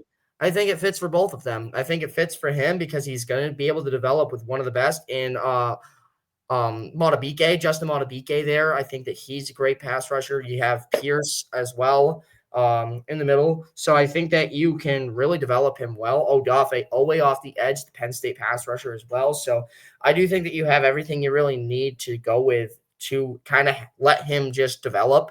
And I think it's a very interesting situation because he is from so small of a school in Marshall. You don't really see people from Marshall ever get drafted. And I believe he'd only be the second player all time to get drafted from Marshall in the first round. So he gets drafted. But I do think that he makes a lot of sense here. He's a great pass rush specialist, and I think that he can make the impact that they need come playoff time if he's well rested and if he really gets it going. So you go out and you get something that works for both parties involved, and you get your biggest need, in my opinion, which is edge rusher. Yeah, I'm also going to go with edge rusher here, and he's an edge rusher that you already had going in your draft, and that is James Pierce Jr. from Tennessee. I think he's going to go to Baltimore here at number 27. He's one of the more consistent pass rushers in the class, so he's going to step in right away and make an instant impact for this team.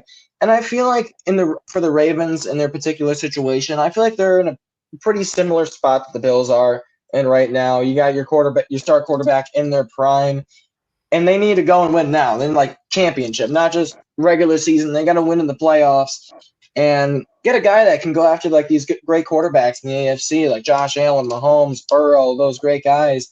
You need someone that can go after the quarterback, especially in the AFC. So get James Pierce, help out your defense, and really help the whole team try to get to that championship finally, just like so many other teams are trying to accomplish.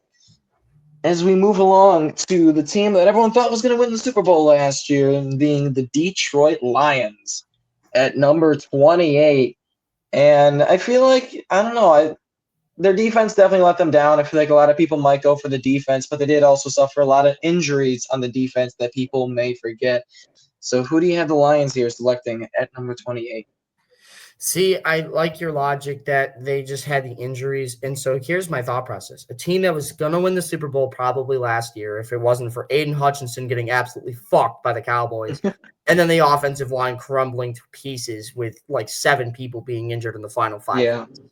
Because of those two things, I think that they are the best team in all of football when healthy. And because of that, I think the one thing that it's a copycat league. How did your conference rival Eagles just win the Super Bowl? Pass rush and running. They already have the running game. Go get your pass rush.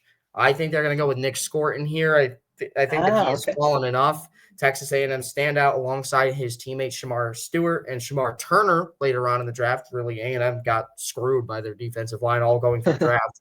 But either way, we look at the Lions, not the A&M Aggies. So I do think that the Lions, this is a perfect fit here. I think that they're one of the deepest teams when healthy. And because of that, I think that the only real thing that fits for them is to go with a pass rush because you can't have enough of it in today's NFL. I think, like I said, it's a copycat league. You really just need to kind of stay on par with some of those teams. And you have a quarterback like Jalen Hurts, Jaden Daniels, 2 of the best teams in the conference with scrambling quarterbacks. Make sure you got a guy that can keep them from being able to use that scrambling ability. Come playoff time, go and get your pass rush right here. Yeah, you mentioned those 2 positions, pass rush and offensive line. I'm going to go to the flip side of the offensive line. Give me Gray Zabel, however you say his last name. Zabel, a guard from North Dakota State here. He's one of those guys that can really play anywhere on the offensive line, and you mentioned the injuries that they suffered on the offensive line.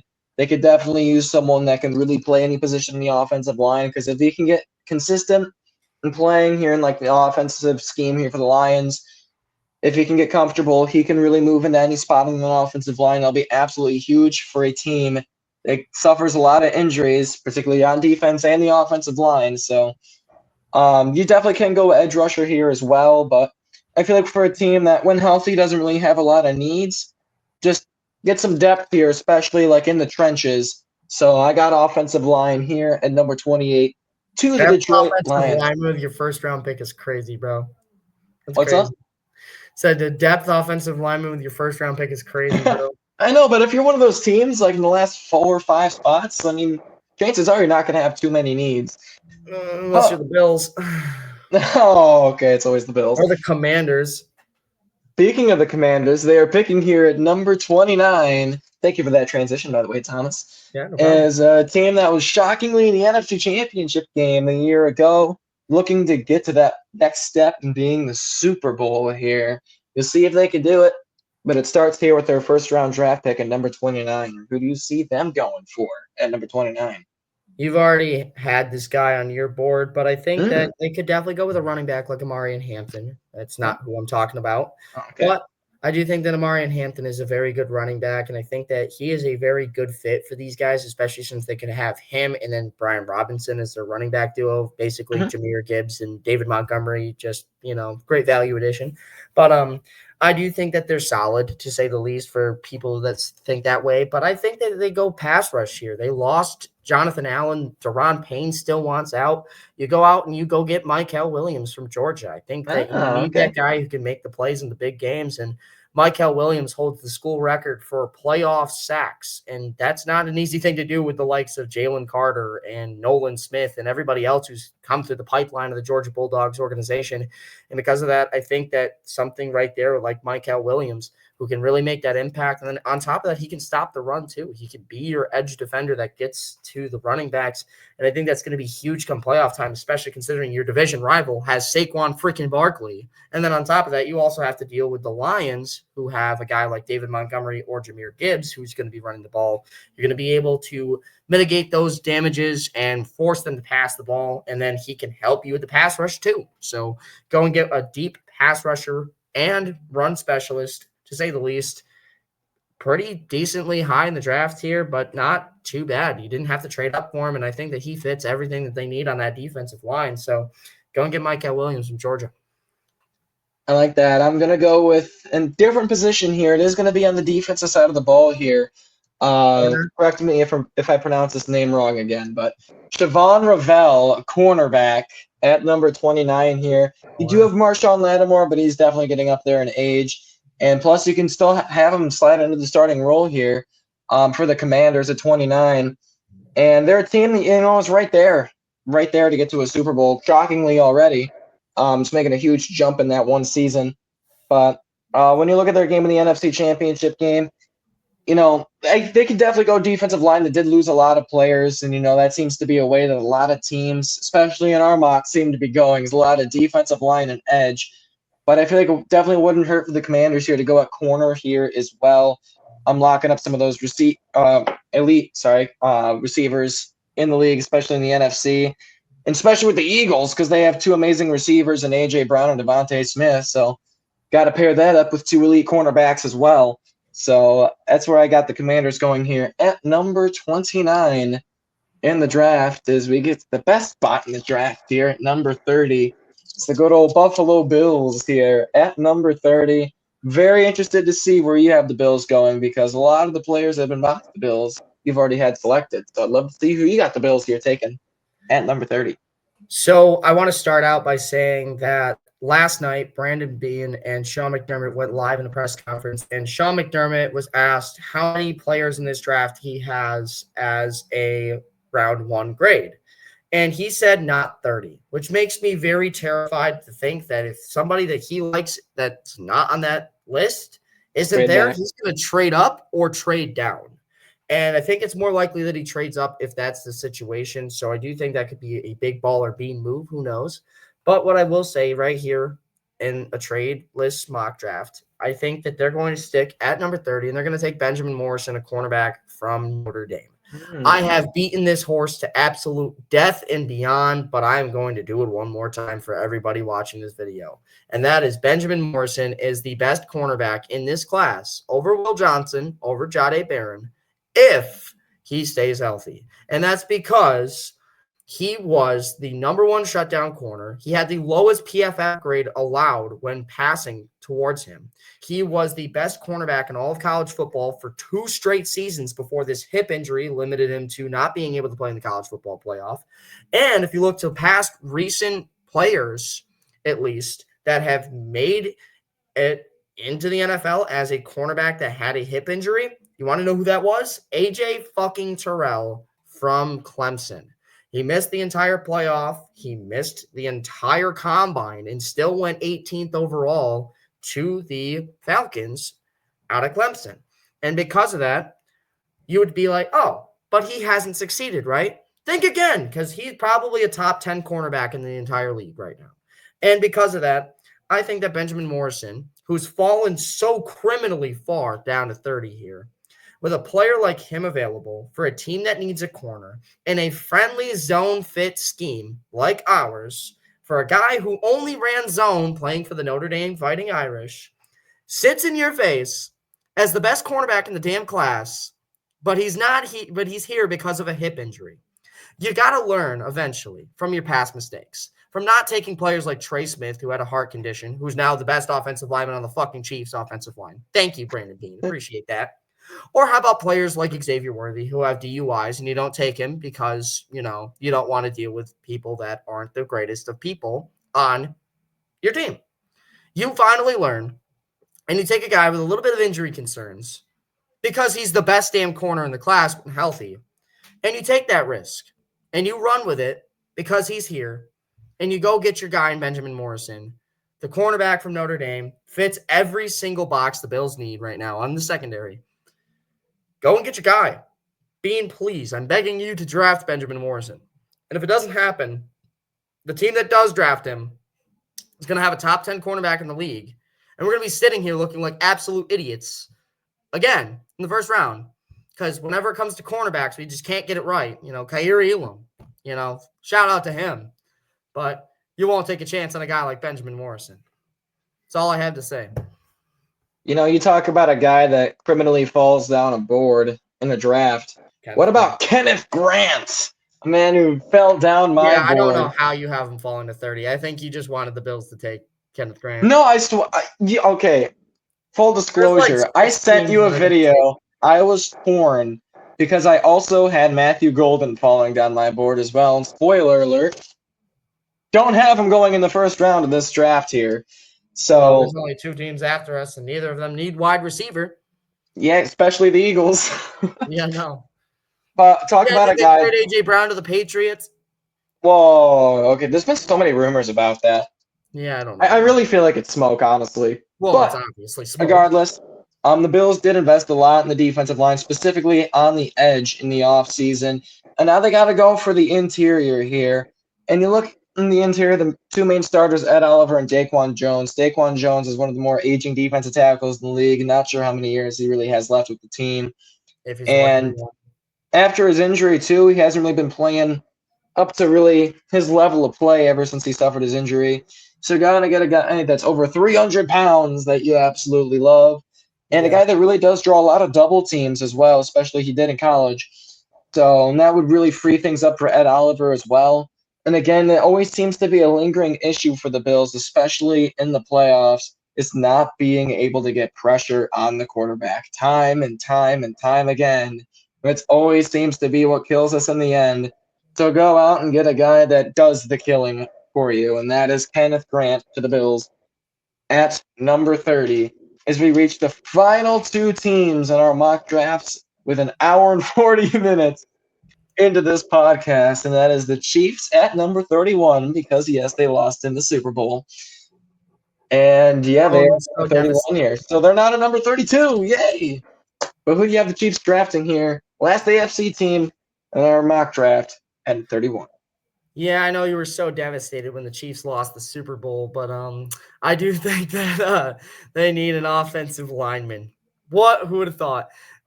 They clearly need an offensive lineman. I think Juwan Taylor's got one foot out the door with a contract as atrocious as his, and then on top of that, you trade Joe Thuney, who was your left tackle for the playoff game against the Eagles. Yeah, against yourselves, but against the Eagles, which I do think was probably not the greatest choice. And so because of that, I think that you're going to go out and you're going to get Josh Connerly Jr., an offensive tackle from Oregon, big 300-pound offensive lineman. Absolute machine on the tackle position. He can get upfield and move quickly. He's a left tackle, but he can easily shift over to right tackle as well.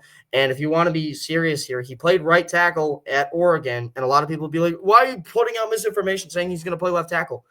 Their quarterback, Dylan Gabriel, is left-handed. He played right tackle because that's the blind side. So fuck off. Anyway, he will be playing left tackle for Patrick Mahomes because Mahomes is right-handed. It's that simple. What? So anyway, because of that, I know there's going to be stupid people that think that. Anyway, I think that Josh Connerly can play left tackle because he was the blindside blocker. They need one, as Kingsley Sumamataya, the third-round pick from BYU last year, clearly is not the fucking answer. On top of that, you need a fit for Jawan Taylor eventually at some point. So if Sumamataya does work out, you get rid of Taylor's contract and put in Josh Connerly. It's that simple. I think it makes a lot of sense for the Chiefs, a team that just lost the Super Bowl. It's either edge rusher or offensive lineman, in my opinion. Those are the two things that you lost the game because of. You're going to go out and get one of those here right now, offensive tackle, which I think you can get an edge rusher later. So go out and get Josh Connerly. All right. I'm going to go to the flip side of the ball here. I'm going to go defense here for the Kansas City Chiefs. I'm going to go with Walter Nolan, defensive tackle from Ole Miss here, number 31.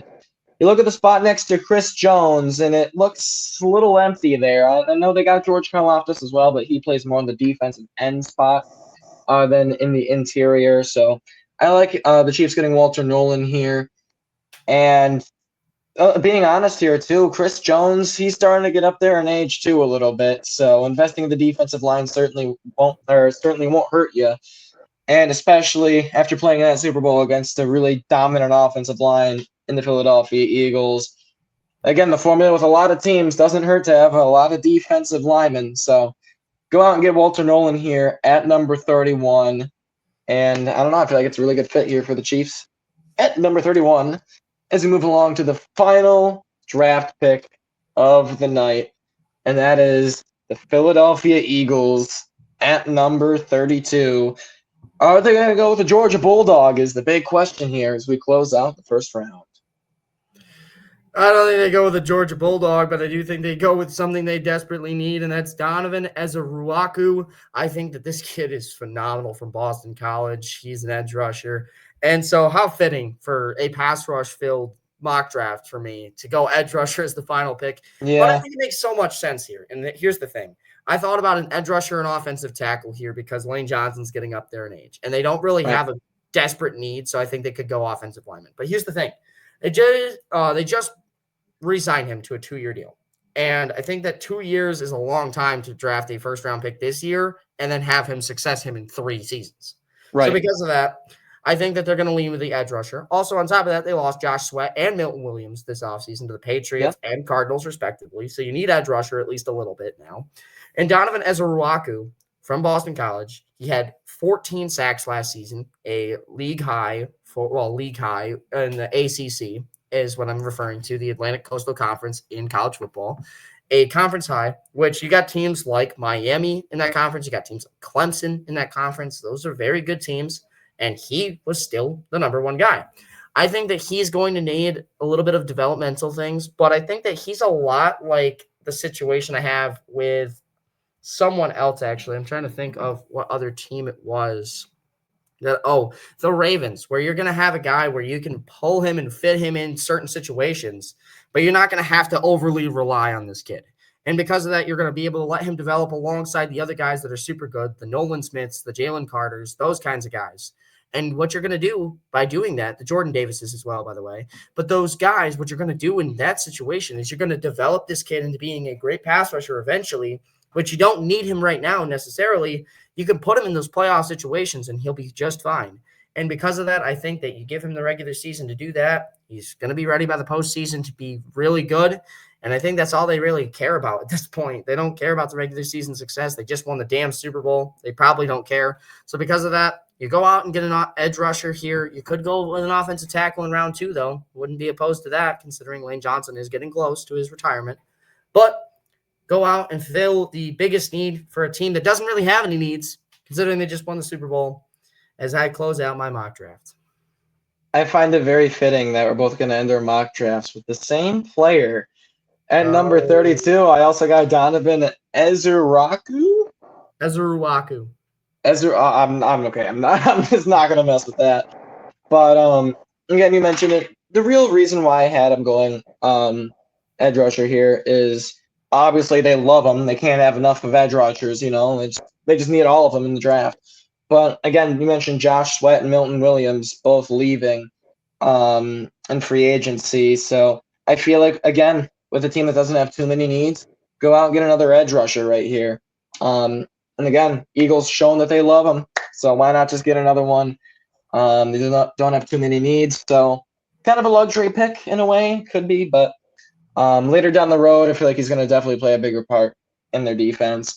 But that will close it out for our mock drafts for 2025. Again, they are going to be perfect. One of ours, can guarantee it, going to be perfect. But after an hour and 46 minutes of recording, we're finally going to sign off here. Hope you guys enjoyed listening. Have fun watching the draft. And as I say, life forms out.